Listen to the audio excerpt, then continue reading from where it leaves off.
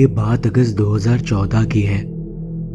मैं तब कॉलेज में था और हम नए घर में शिफ्ट हुए थे। हमारा पुराना घर बगल वाली बिल्डिंग में था।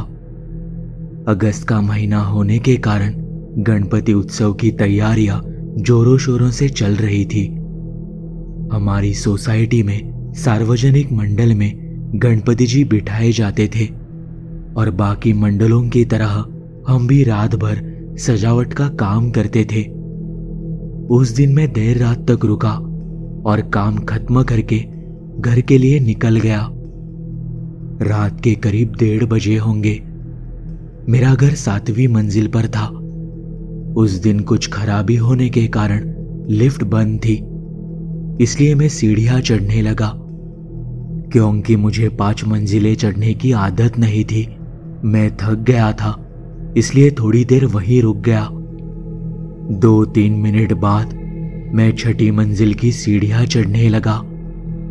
जब मैं ऊपर चढ़ा तो देखा कि वहां एक लड़की खड़ी है। उसकी उम्र करीब 20 साल होगी। उसके चेहरे पर कोई भाव नहीं था।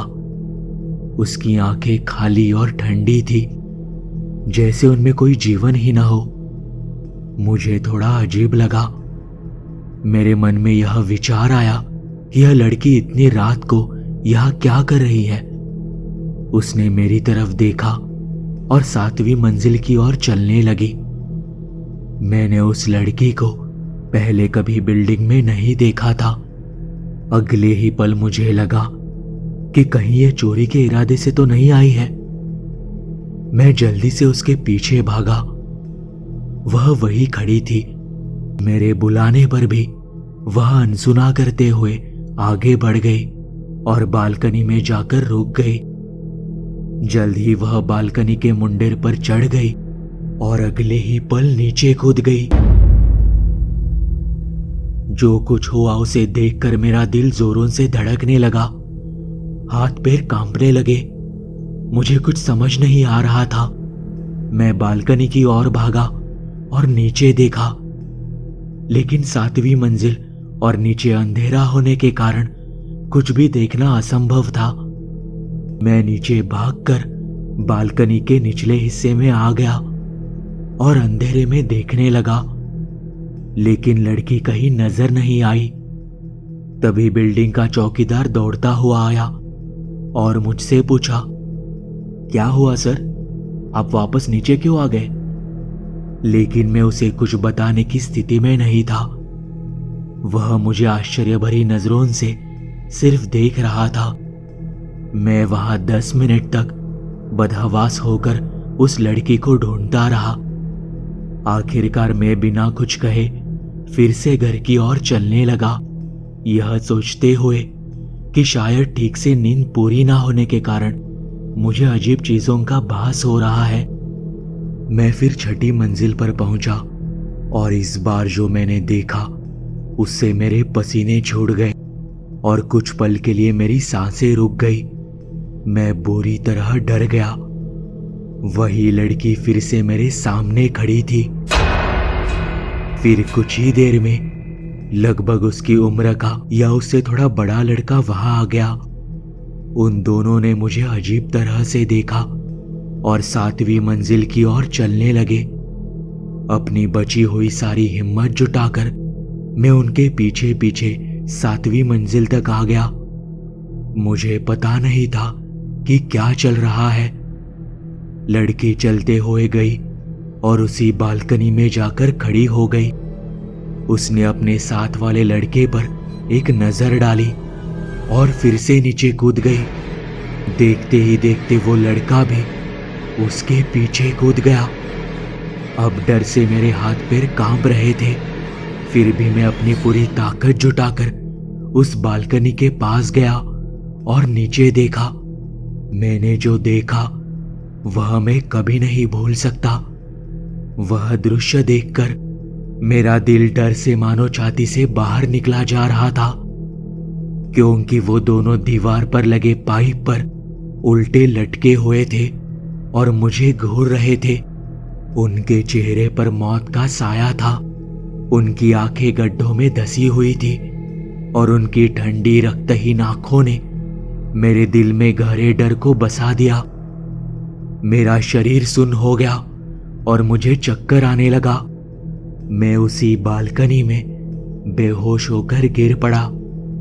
सुबह जब मैं उठा तो मैं अपने बिस्तर पर था। हर कोई मुझसे पूछ रहा था कि वास्तव में क्या हुआ। मैं किसी को बता नहीं सका कि उस वक्त क्या हुआ था, लेकिन कुछ दिनों के बाद मैंने अपनी माँ और पड़ोस वाली आंटी को उस भयानक घटना के बारे में बताया। वो आंटी शायद इस तरह की बात जानती थी। उन्होंने बताया कि करीब 5 साल पहले इसी बिल्डिंग में एक लड़की ने 7वीं मंजिल से कूदकर आत्महत्या कर ली थी। अगले ही दिन एक लड़के ने उसी स्थान से कूदकर जान दे दी। बाद में पता चला कि वे एक दूसरे से बेहद प्यार करते थे और अलग अलग जाति के होने के कारण परिवार वालों को यह मंजूर नहीं था। आखिरकार लड़की ने तंग आकर आत्महत्या कर ली। लड़का उसके जाने का गम बर्दाश्त नहीं कर पाया। अगले ही दिन उस लड़के ने भी अपना जीवन खत्म कर लिया। वे दोनों रात बेरात लोगों को दिखाई देते हैं और तेरे साथ भी ऐसा ही हुआ। कुछ दिनों के बाद हमने वह घर बेच दिया और दूसरी जगह चले गए, लेकिन मैं इस घटना को अपने जीवन में कभी नहीं भूल सकता। शायद मेरा टाइम अच्छा था, इसलिए मैं बच गया।